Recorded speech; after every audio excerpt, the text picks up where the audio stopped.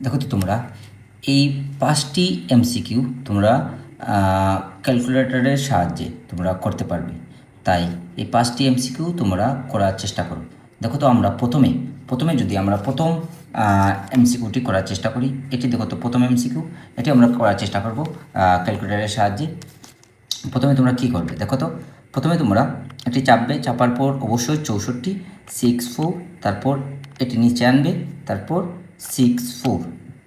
দেখো তো এক্স আছে, তার মানে আলফা এক্স, সরি এটি পাওয়ার অফে ক্যাপ ক্যাপ দেওয়ার পর অবশ্যই আলফা এক্স, তারপর তুমি ইকুয়াল টু দেবে আলফা ক্যালসি, তারপর ইকুয়াল টু 16, তারপর তুমি শিফট আলফা, তারপর তুমি ইকুয়াল টু মারবে। যদি ইকুয়াল টু দেও তাহলে তোমার কাঙ্ক্ষিত উত্তরটি চলে আসবে। এটি অবশ্যই তোমরা লিখবে, অর্থাৎ 0.33 তোমরা অপশনে চেক করবে,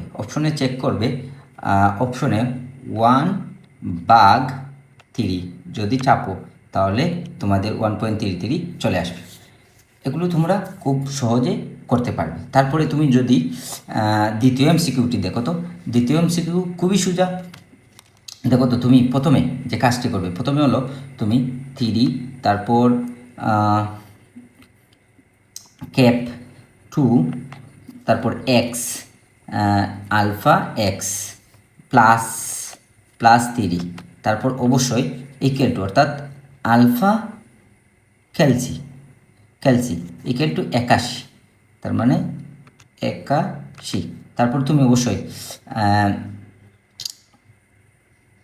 শিফট ক্যালসি, তারপর তুমি ইকুয়াল টু চাপবে। ইকুয়াল টু চাপার সাথে সাথে তোমার কাঙ্ক্ষিত উত্তরটি চলে আসবে, অর্থাৎ কাঙ্ক্ষিত উত্তরটি হলো 0.5। তুমি অবশ্যই অপশন দেখবে, তোমার অপশনে 0.5 অর্থাৎ থাকবে হাফ।